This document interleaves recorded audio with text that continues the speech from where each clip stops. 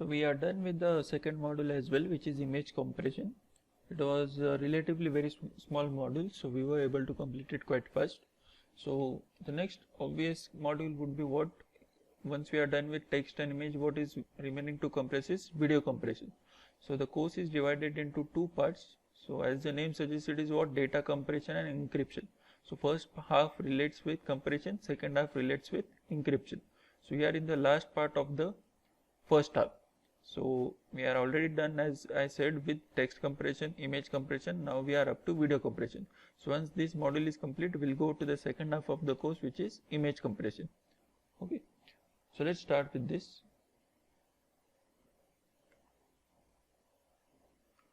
Next slide. Yeah, so let's start with the introduction.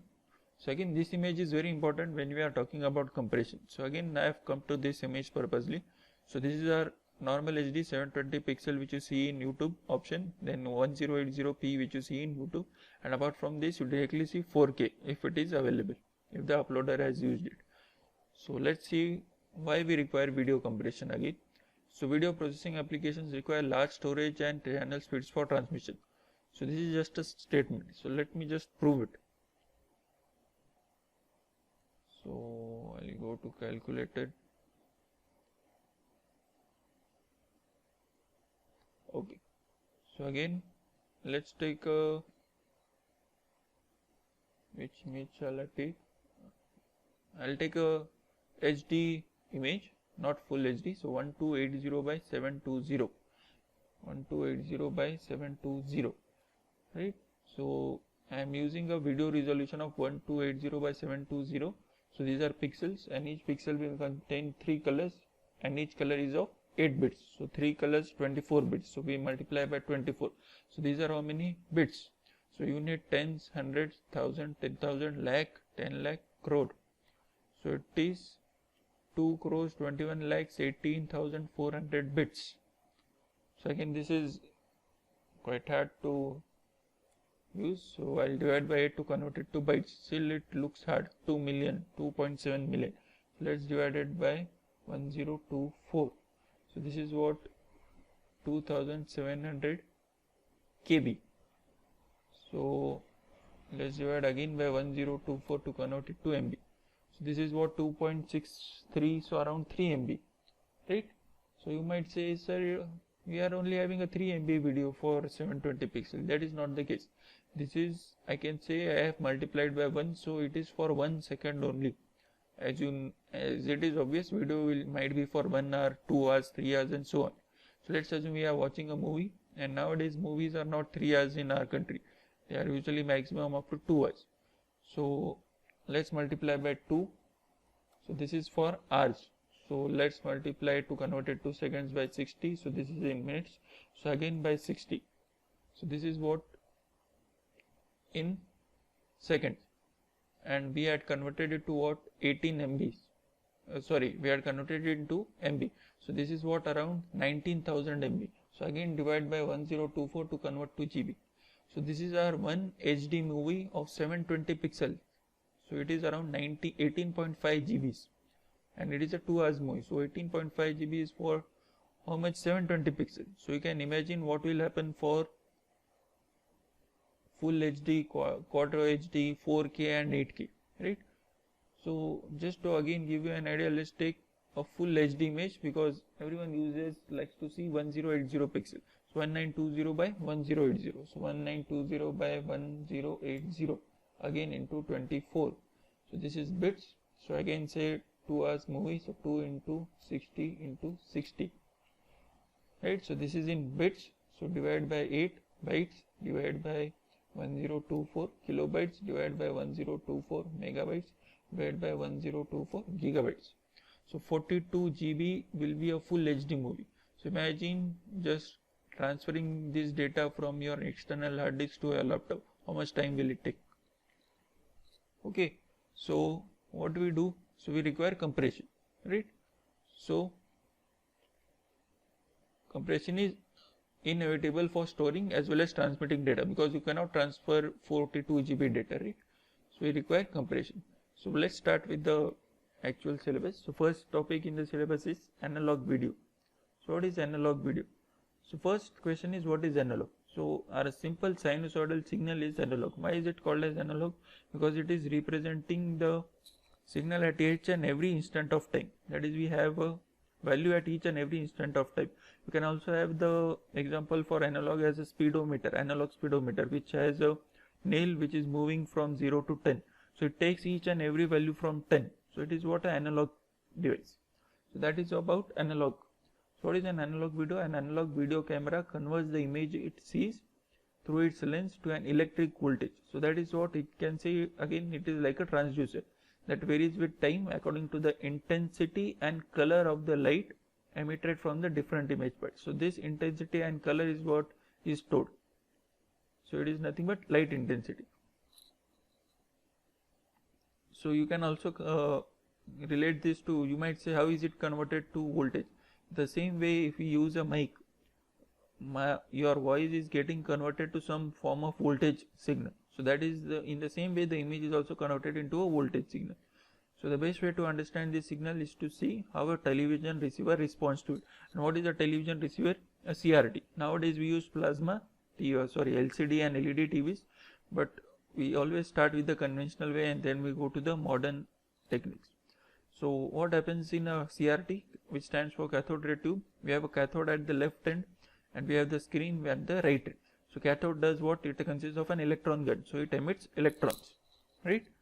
And this screen is positively charged. So the cathode electrons should obviously get attracted towards the positive charge because electrons are negatively charged. And since the electrons should not go haywire, we have a focusing electrode. So they come straight towards through this focus, they pass over here, and we have then two deflection electrodes. One is a horizontal electrode, horizontal deflection electrode. So what it does, it tilts the electron beam horizontally. Then what it does, then we have a vertical deflection electrode. What it does, it moves the electron beam vertically. So you can imagine, if this is my screen, the horizontal electrode will move it like this, will scan the entire screen like this, and then we need to have vertical also. So it will scan, the vertical electrode will scan the screen in the vertical base, in the way my cursor is moving. So this is the way the screen is the entire screen is encompassed by the CRT, right? So then the very important thing is the front surface or the screen is coated with phosphor from the inside compound that converts the kinetic energy of electrons hitting it to light. So that is what we see, the light intensity, which is captured by the camera. And the flash of light lasts only a fraction of a second. So what we need to do is, so in order to get a constant display, the picture has to be refreshed several times a second. So this is nothing but what? Frames per second. So let's see what is frames per second. So the early pioneers of motion pictures found after much experimentation that the minimum refresh rate required for smooth animation is 15 pictures. That is, or frames, that is, you should have in 1 second 15 pictures should be there for the eye. So they adopted, to be on the safer side, 16 frames per second as the refresh rate for the cameras and projectors. Means the manufacturers manufactured the lens such that it could capture 16 frames per second, that is 16 pictures in 1 second if it is a video camera. However, when movies began to film fast action, so this was very early in 1950s. So later on we had fast action scenes. So that required obviously a higher frame per second. So you might have observed, if you are taking images in a camera, if the camera is not having the image stabilization property, so if something is moving fast, it is not able to capture very nicely. So for that you require the image stabilization feature. So whenever you buy a smartphone, if you are very concerned about image stability, you should check whether the image stabilization feature is good enough. So that is where this fast action comes in. So the motion pictures industry decided to what? They decided to increase the refresh rate to 24 frames per second, a rate that is used till this date also. So now further into frames per second. Now in India we use what frequency? 50 Hz. So the frequency of electric current is 50 Hz.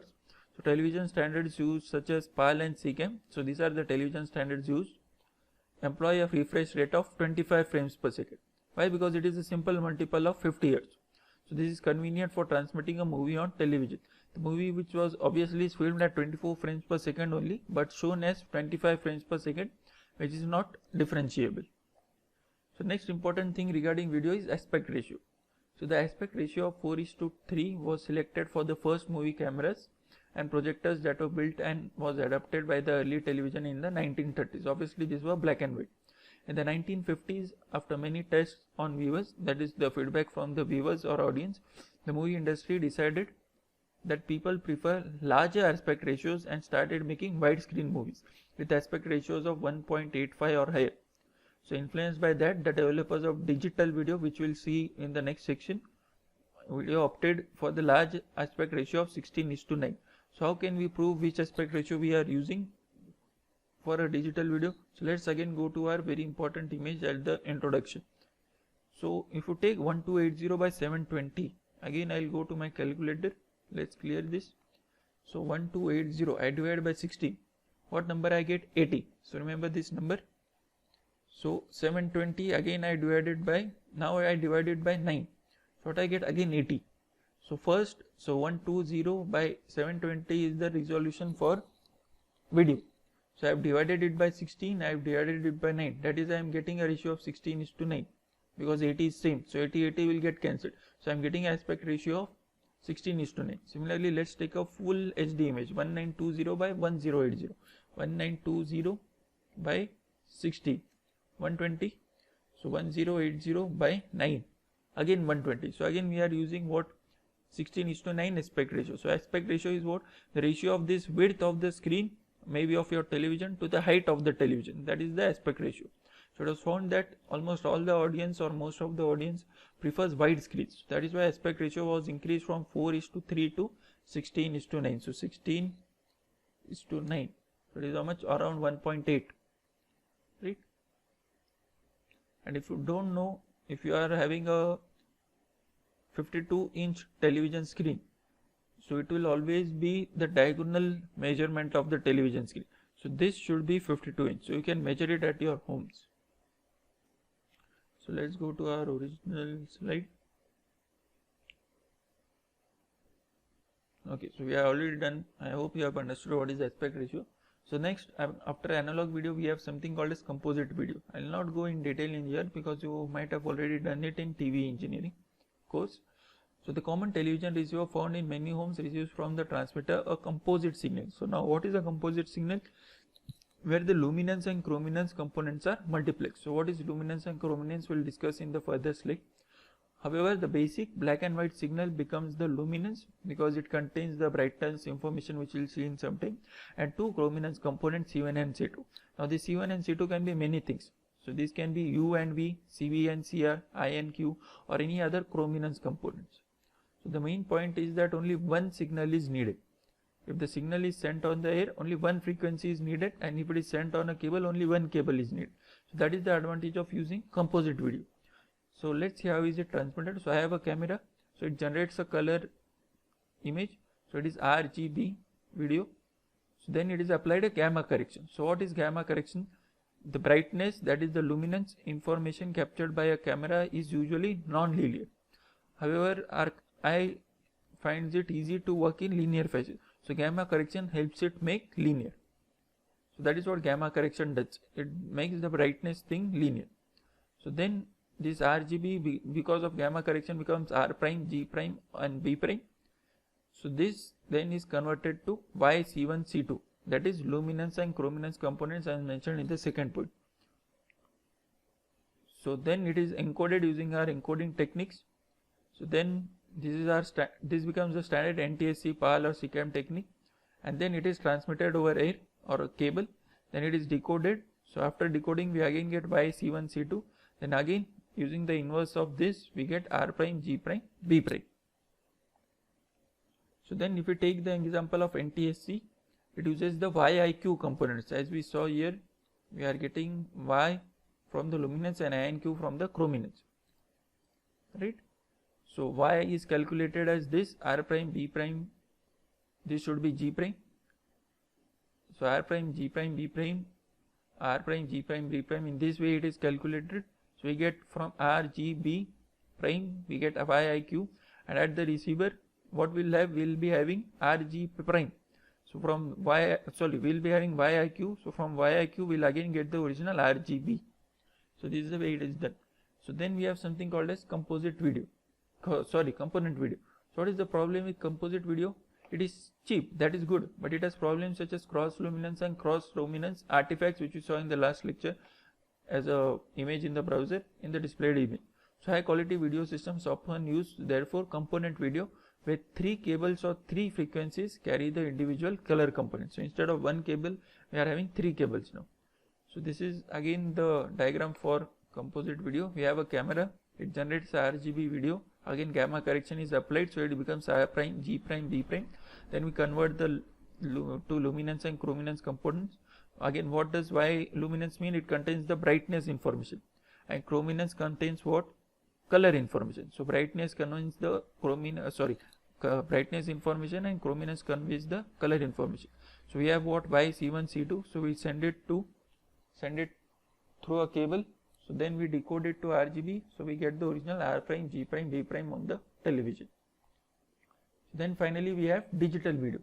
So what is digital video? It is the case where a digital camera is used instead of an analog camera, and it generates a digital image, that is an image that consists of actual pixels which we are talking about in the image. So what are the advantages? It can be easily edited. This makes it possible to produce special effects. So you can see many special effects like transitions etc. are added in videos. So those can be edited using digital video. That is not possible with the other videos we discussed. Then other very important advantage is it can be stored on any digital medium such as hard disk, removable cartridges, pen drives, CD-ROMs, DVDs. Apart from that, one more advantage is an error correcting code can be added if needed for increased reliability. What this makes possible? It makes it possible to duplicate a long movie or transmit it between computers without loss of quality. So you use Ctrl-C, Ctrl-V for copying images and videos. How is that possible? Because of this error correcting codes. So if there is an error, you might have observed there is a CRC error. It is likely redundancy check. So this error is thrown by this error correcting codes. So then final advantage is it can be compressed. That is very important. So this allows for more storage obviously when video is stored on a digital medium, and also for fast transmission. Why fast transmission? Again, because less size video is there, so it can be transmitted faster. So then again finally we will consider what is the need for compression, since we are touching upon digital video now. So I think I missed a slide. Yeah, I missed a slide. Okay, fine. So not an issue. So what happens in a digital video is, take the example of we have surveillance cameras, right? We have CCTVs installed over our public places like public roads, etc. So a normal surveillance camera has a frame rate of only 5 fps, and it has a resolution of only 640 by 480 pixels, and pixel depth is 12 only. And if you take a HDTV 1080 pixel camera, it has a 30 fps rate and 1920 by 1080 resolution, as we saw in images also, and it has a pixel depth of 24, right? So if you just again calculate this, so you have to multiply frames per second with pixel depth and resolution. So it is, let me clear this, 5 into 640 by 480 into 12. What you get? 1 unit, tens, units, tens, 100,000, 10,000, lakh, 10 lakh, crore. So 1 crore 84 lakh 32,000 bits, right? And let's convert it to bytes now. So it is around 2.3 million bytes, right? So it is a very huge quantity, and this is, remember again we are talking about video, so it is only for 1 second you are having 2.3 million bytes. So let's convert it to KB, let's convert it to MB. So this is 2 MB for 1 second, remember, and we are talking about what? Simple surveillance camera. So that is, the video has to be stored as per policy for at least 3 to 4 days. I am saying at least, I am not sure for how many days it is stored. In corporate IT industry it is stored for almost a month. So you can see for 1 second it is 2 MB, right? So if you are storing it for huge amount of days, it will be very high, right? So that is the problem with this. So that is why this table again illustrates the need for compression, right? So that is, compression is important. So these are again the references. Again I have mainly taken from the first book, Salome. So we'll continue with the further topics in the next lecture.